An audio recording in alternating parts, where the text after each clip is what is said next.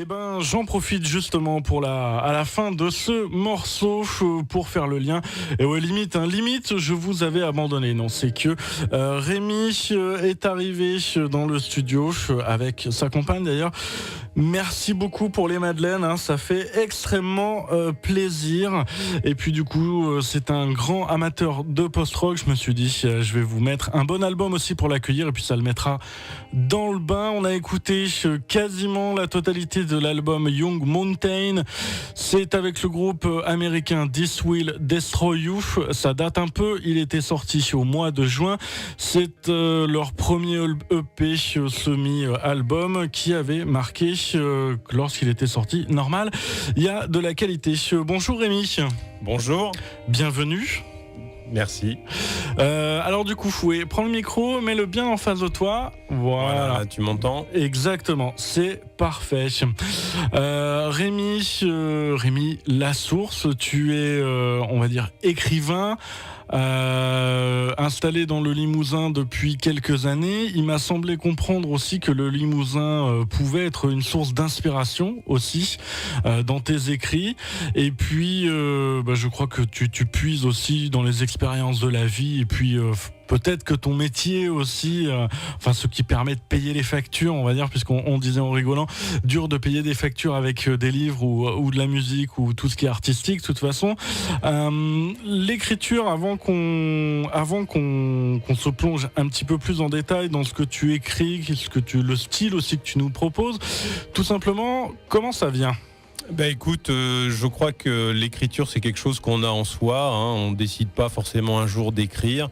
C'est quelque chose qu'on doit porter, quelque chose d'inassouvi, d'inassouvissable et qui se traduit en noircissant des pages. Donc j'ai pas choisi d'écrire, j'ai pas spécialement eu envie d'écrire. Par exemple, j'aimerais bien savoir dessiner ou sculpter, c'est quelque chose que je ne sais pas faire. Mais l'écriture vient naturellement. C'est quelque chose qui vient autant quand on épluche les patates en préparant la cuisine que lorsqu'on fait une rando. Effectivement, alors c'est un vaste sujet parce que moi je peux écrire en marchant, ça m'arrive, je peux écrire sur un bout d'enveloppe. Quand je marche dans la forêt ou au bord des rivières, c'est toujours quelque chose qui m'inspire. Et quand je suis bien, que j'ai le temps de me recentrer sur moi, l'écriture jaillit un peu comme une source malgré moi. Si tu m'autorises, de filer l'image. Ouais. Voilà. Et du coup, c'est un besoin de partage ou plutôt de faire sortir quelque chose qu'on a. C'est quoi le premier truc, quoi. Voilà, tu es malin parce qu'on en a parlé juste avant. Alors, d'abord pour dire à tout le monde, je suis très content d'être à Bob FM et surtout avec toi. Parce que je t'écoute tous les matins, j'en profite, c'est la spéciale dédicace. Et tu m'as fait découvrir des groupes de post-rock comme The End of the Ocean, Daughter, que je connaissais, même si c'est pas du post-rock. Et c'est toujours un plaisir. Donc je suis très très ravi d'être ici. Donc les madeleines, c'est rien. Merci. Voilà. Donc merci à toi. Tu vas voir, les collègues vont vite arriver maintenant qu'ils savent qu'il y a des madeleines. Ouais, voilà. Donc effectivement, l'écriture à la base, c'était quelque chose que j'écrivais pour moi. J'écrivais beaucoup de poésie avant, sans faire exprès. Enfin, depuis que je suis tout petit, en fait. C'est essayer de retranscrire une émotion quand on est, j'ai envie de dire, c'est un peu comme une goutte d'instant qui naît d'un recueillement. Et puis, au fil des années, mon épouse en a eu marre de lire ma poésie. Elle a été très patiente et très malheureuse. Et elle m'a dit, mais pourquoi t'écrirais pas pour être lu ? Donc, oublie la poésie et essaie d'écrire des petits bouts de romans. Donc, je me suis lancé.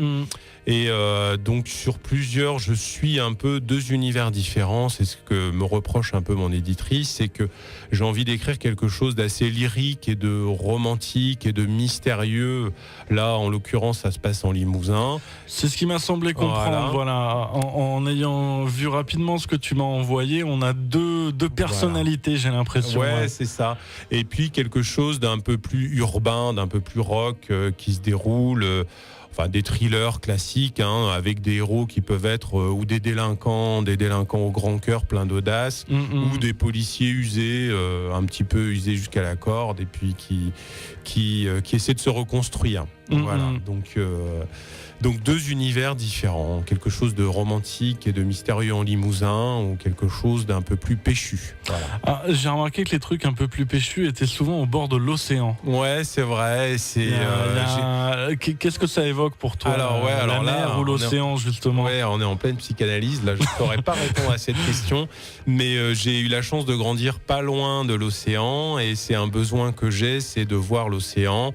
Et c'est un petit peu les grandes étendues. L'océan fait partie, quelque chose qui se renouvelle toujours au bord de l'océan. Il n'y a pas de passé sur la plage, tout est effacé, tout est lavé. Et puis il y a cette espèce d'espace et de lumière quand l'océan se confond avec le ciel. C'est toujours quelque chose de... Voilà, on est toujours...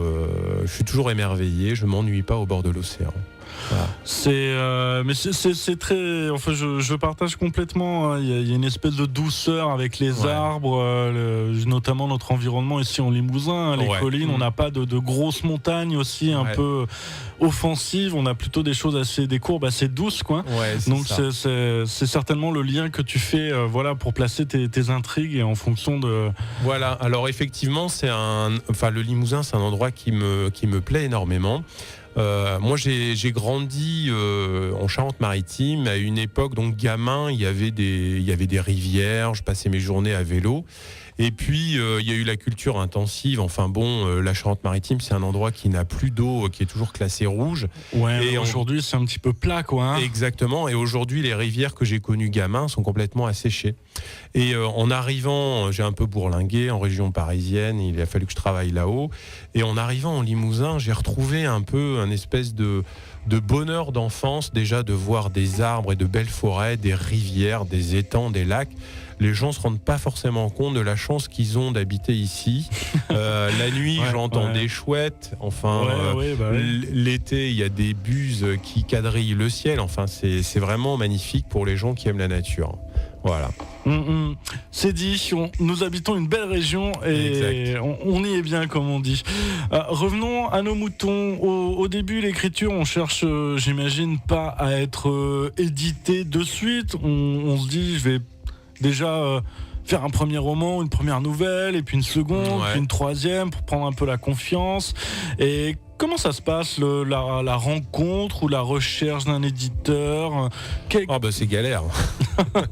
Non, mais en fait, il y a quelques années de ça, peut-être 7-8 ans maintenant, que j'ai commencé à écrire pour être édité. Donc il a fallu que je trouve des choses qui me plaisaient, que je trouve le rythme qui convenait, enfin que quelque chose qui, moi, me satisfasse. Et puis après, on envoie... Alors, moi, je suis pas du tout du milieu de l'édition, je connais rien, j'ai pas d'amis qui écrivent des romans, donc c'est comme partout, quand on connaît quelqu'un, des fois ça peut, je suis un peu nouveau, donc je connais pas trop ce milieu, donc j'ai envoyé, il y a des périodes d'enthousiasme et de découragement, j'ai envoyé des manuscrits chez les grandes maisons, sans jamais de réponse. Ou si j'ai eu une réponse de Bragelonne, une fois, une réponse très encourageante qui m'a demandé de continuer d'écrire, qui avait un petit talent, quelque chose comme ça, et donc j'ai continué, puis je suis tombé sur une maison d'édition. Si je dis qu'elle est petite, mon éditrice va me tirer les oreilles, mais ça non, reste il n'y a pas une petite maison d'édition. Il n'y a pas de mal à être petit. Voilà, une petite maison d'édition indépendante et voilà, très bien, un peu comme cette petite radio indépendante, tu vois.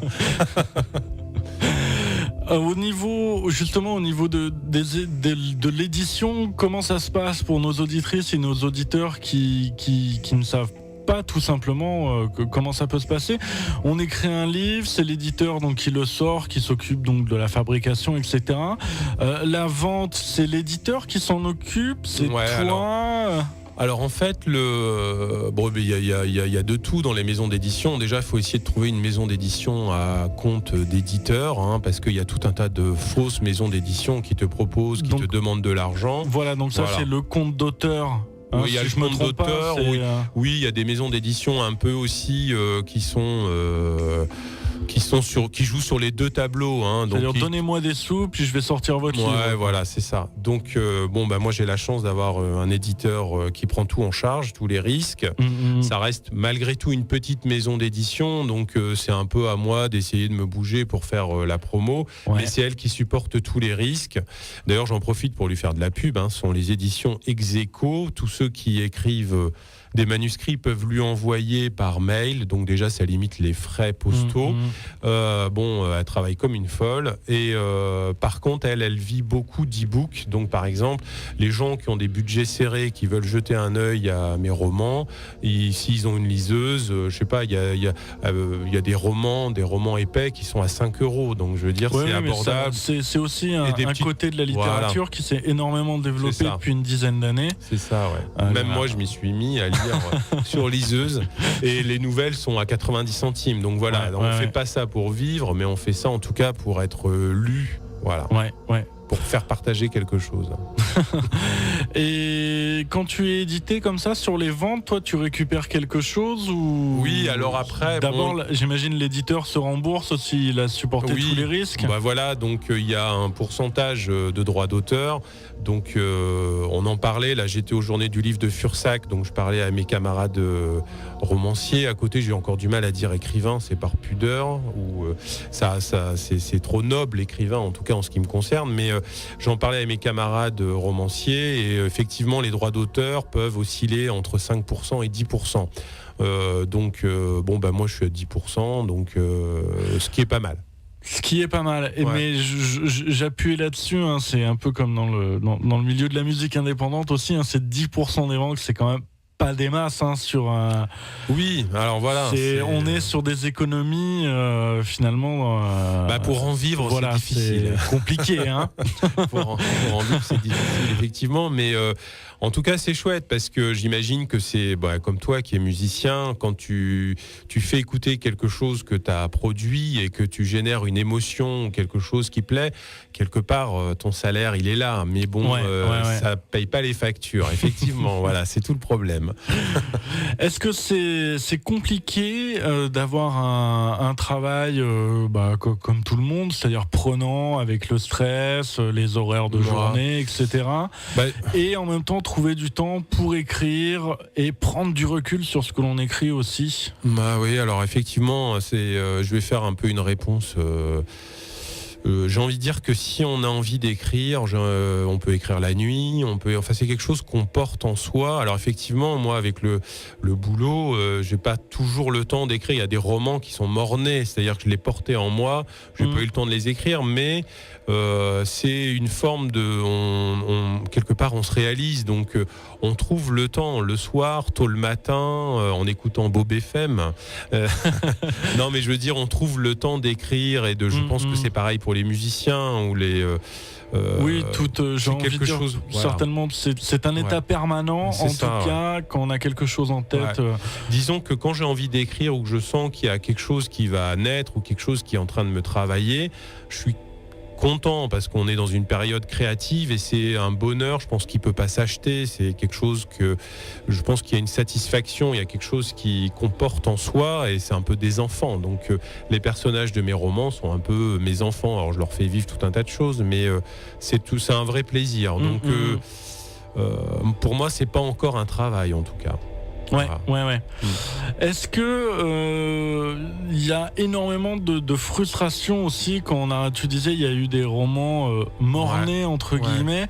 Comment on le porte ça? Comment on le vit? Comment à un moment donné on arrive à fermer la porte quoi? Il y a eu un moment, donc là j'ai de la chance parce que j'ai un éditeur là depuis 1 an maintenant, mais il y avait des périodes de découragement, c'est que j'ai tout un tas de manuscrits que j'avais écrits là depuis 7 ans, qui dormaient et je me disais ces enfants sont mornés, eux aussi ils connaîtront jamais.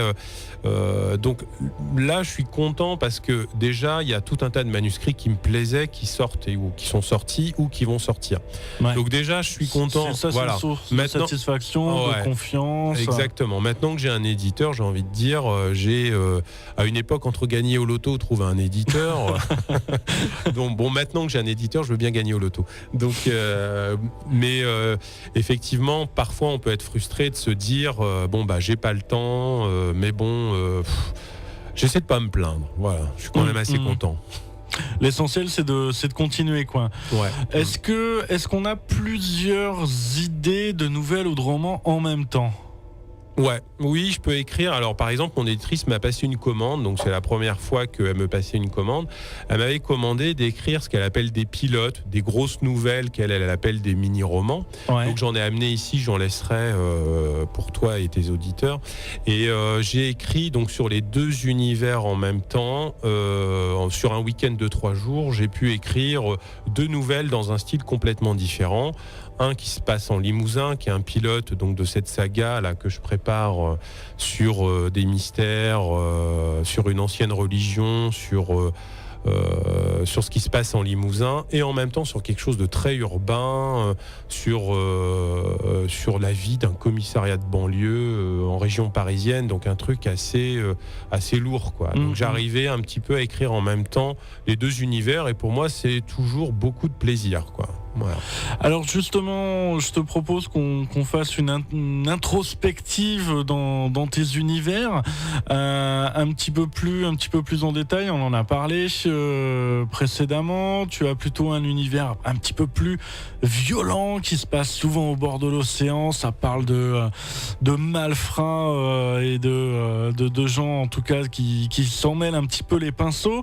Et puis on a un autre univers qui se passe un petit peu plus dans les Limousin, où là on est dans souvent des choses un petit peu plus romantiques.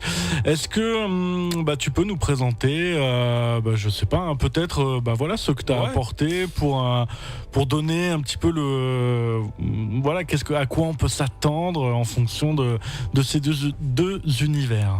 Écoute, alors on va commencer. Alors je fais une petite genèse. Moi, je suis un gros lecteur, un gros fan de Jean Giono, un petit peu de Vincenot et de Henri Bosco. Voilà, pour tout ce qui est terroir, mystère, l'ambiance de la nature. J'allais te dire, si tu cites Giono, on est vraiment dans le. Voilà, c'est ça.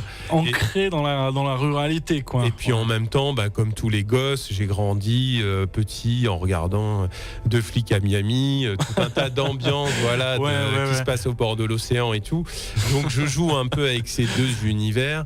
Donc sur ce qui se passe en Limousin, donc je suis parti à la base, en fin de compte, je passais un excellent été à regarder. C'était une canicule, donc mon épouse était enceinte du 2e enfant. Elle pouvait plus marcher et je passais mon temps avec mon garçon à aller au bord de la rivière, au milieu des ronces. Il y avait des serpents, il y avait des charbons, des chardons qui faisaient 2 mètres de haut. On faisait s'envoler des papillons.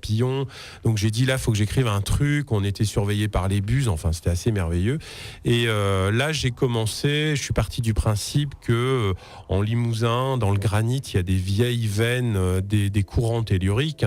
Les vieilles religions, ils faisaient référence. Donc on trouve ça aussi chez Vincenot. Je suis parti de là-dessus, et puis j'avais aussi, j'ai toujours, maintenant en maison de retraite, une vieille voisine un petit peu particulière qu'il fallait que j'aide à couper les ergots du coq ou aller ramasser les moutons perdus qui avaient des pattes cassées. Et donc je suis parti sur l'idée des vieilles superstitions, des vieilles sorcières qui étaient en lien avec les énergies profondes, les énergies primordiales du sol. Et je suis parti pour faire quelque chose d'un peu mystérieux là-dessus. Et puis, alors ça, c'est l'univers qui se passe en Limousin, ça s'appelle Des veines dans le granit. Ce sera une trilogie. Donc le pilote est sorti, le roman, le cycle 1 est sorti. C'est un assez gros roman. Qui n'est pas cher sur e-book pour les petits salaires. Je fais ma pub, je suis désolé. Et l'autre univers, c'est tout ce qui est un peu l'univers roman sombre, road movie, cavale, les lumières, la nuit, les ambiances, des délinquants, des flics, tout ça. Tout ça, un univers qu'on aime bien aussi, qui est assez télévisuel, donc avec des ambiances complètement différentes. Et qu'est-ce que c'est par exemple tu en as amené un là, je crois. Alors effectivement, je te propose du crépitement sous les néons. Alors là, le héros, c'est un ado qui est mal né. En fait, il vient d'avoir son bac, il est dans une banlieue parisienne. C'est quelqu'un qui est assez sa mère est au chômage, elle a la cinquantaine, pas glamour. Lui, il vit dans une cité, il vit de vol. Et il tombe amoureux d'une prostituée nigériane qui est à Pigalle, et il décide de l'arracher à son réseau de proxénètes. Et puis sur un coup de tête comme ça, il tombe amoureux d'elle, il lui propose d'être sa petite amie, et puis il s'enfuit jusqu'au Pays Basque. Voilà. Donc ils essaient. Donc c'est un type qui est plein de talent, qui est violent, qui décide de s'émanciper de sa condition en ayant de l'audace et en étant à la fois violent mais héroïque, et qui veut avoir une vie normale au bord de l'océan, sauf qu'elle est sans papier. Il découvre qu'elle est tox aussi, donc il faut l'aider, il faut qu'il la fasse venir aussi dans un monde normal. Et c'est un petit peu... Alors c'est un roman que j'ai écrit en écoutant l'album Absolution de Muse, donc c'est un truc un peu urbain et un peu rock, c'est pour ça que je l'ai amené. Et c'est quand même tourné vers l'espoir, donc c'est assez sombre, c'est assez... c'est le milieu de la banlieue nord de Paris que j'ai un peu côtoyé, et puis en même temps c'est comme un morceau de rock. C'est quand t'as 18 ans, tout est possible, t'as une audace, t'as peur de rien, il y a une certaine fougue, quoi. Ouais, exactement. Donc c'est un petit peu c'est là-dessus. Donc ça, c'est un petit roman que j'ai amené, qui est très sympa, que j'aime beaucoup. Et j'espère qu'il plaira à tes auditeurs ou à ton auditeur qui le gagnera. Et oui, voilà, parce qu'on les fera gagner. On les fera gagner la semaine prochaine. On mettra en place un jeu concours comme d'habitude. Vous pourrez inscrire votre nom, votre prénom, une adresse email. Vous répondrez à une question incongrue que je n'ai pas encore trouvée. Mais bon, d'ici là, je me fais confiance. Et puis, tirage au sort le vendredi en fin de semaine dans l'eau à la bouche, l'émission de Lucas sur le coup des 13h. Qu'est-ce que tu prévois aujourd'hui pour l'avenir ? Ben écoute, j'ai amené aussi, je termine si tu me permets, j'ai amené 2 petites nouvelles qui préfigurent donc le Limousin, la saga du Limousin, s'appelle Le Second Avènement.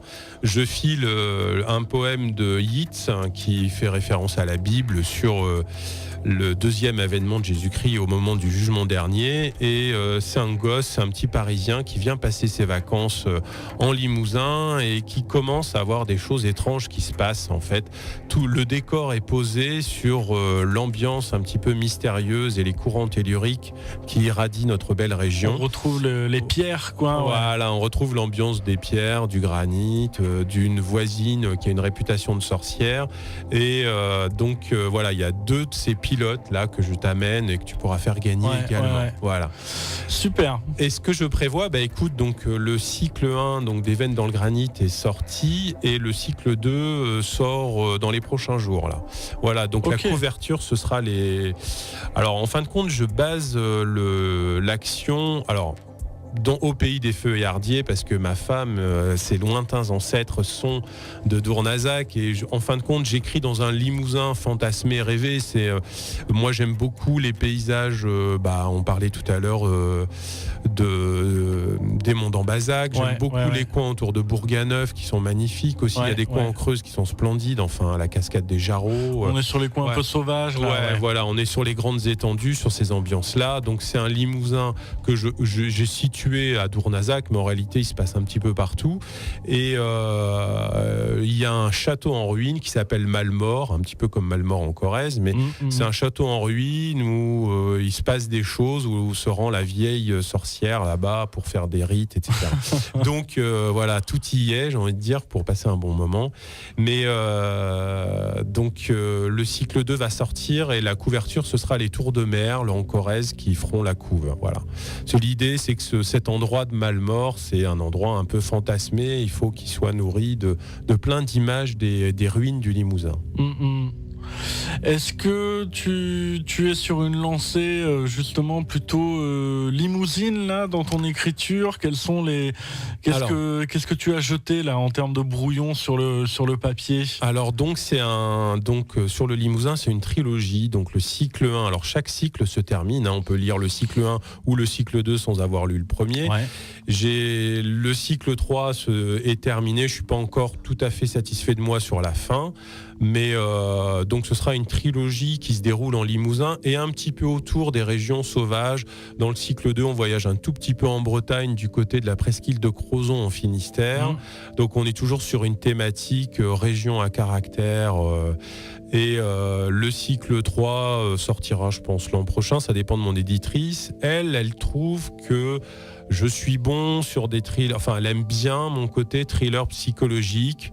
Elle aimerait que je fasse plus sous prétexte de thriller, que je peigne des personnages et des ambiances. Moi, je suis assez branché sur, enfin, c'est des mots à la mode, hein, mais la résilience, comment les gens ont eu des problèmes et comment ils se relèvent, comment on fait pour se relever, se rebâtir, comment on fait pour avancer, voilà.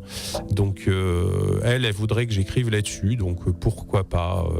J'avoue, je travaille un petit peu. J'ai fait un thriller qui s'appelle Ressac sur Bisca Beach qui marche pas trop mal. Donc mon éditrice m'a commandé la suite. Les gens des Landes l'achètent pas mal. Ils me contactent par Messenger sur Facebook.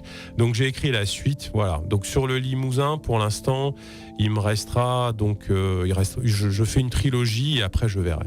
Ok. Comment ça se passe justement pour un peu clôturer là-dessus? Tu dis ton éditrice, elle te conseille entre guillemets d'aller dans tel. Voilà, j'aimerais qu'on développe un tout petit peu la relation qu'on peut avoir avec, que ça soit une ou un éditeur ou peut-être des proches ou à la limite des inconnus qui peuvent se révéler être des conseils. Comment on le vit, quel travail il faut faire sur soi, est-ce qu'on les écoute ou pas? Alors effectivement, déjà mon premier correcteur, mon premier conseil, c'est Nadège, donc ma compagne. Après, j'ai eu des amis au travail qui me disaient: tu nous fais chier avec tes poésies qui parlent de la nature. Moi, c'est pas mon truc. Fais-moi des trucs urbains. Donc j'ai essayé, je me suis amusé. Et donc mon éditrice, elle, c'est un peu mon conseil, mon coach. Ça fait quelques années qu'elle fait ça. Elle aussi, elle a écrit des romans. Donc elle me dit là, quand vous écrivez sur le Limousin, c'est bien, c'est beau, c'est romantique. Elle dit mais par contre vous êtes très bon sur enfin on se tutoie maintenant. Elle me dit t'es très bon sur des personnages, sur des situations de violence, sur la psychologie des gens. Elle dit là, ça c'est ton fil. Elle dit il faut que tu le développes. Oui, parce que voilà. J'imagine on a toujours des avis subjectif, ça j'aime, ça j'aime pas. Mais ce qui peut-être en tant qu'écrivain, ce qu'on recherche aussi, c'est pas forcément des avis subjectifs. C'est je trouve que t'es meilleur là-dessus parce que c'est peut-être la technique, le champ lexical utilisé, le rythme qui fait que. Alors bon, moi on en parlait tout à l'heure. Moi j'aime beaucoup écrire la poésie. Pour moi, l'écriture c'est censé louer quelque chose de beau, les ambiances. Des choses, c'est un petit peu comme une prière ou une louange, enfin j'imagine que c'est ça. Mon éditrice me dit là t'es amoureux d'une idée, c'est bien, t'écris, c'est beau. Elle me dit c'est bien, c'est beau. Elle me dit par contre, quand tu fais quand tu peins des gueules, des ambiances, des atmosphères, la nuit, en ville, sur des situations de violence, des machins, elle me dit là t'es bon, là t'es bon, là j'aime. Alors c'est marrant parce que du coup maintenant j'ai quelques lecteurs et j'ai des lecteurs qui aiment beaucoup ce que j'écris sur le Limousin, qui me disent là c'est top, là c'est mon préféré.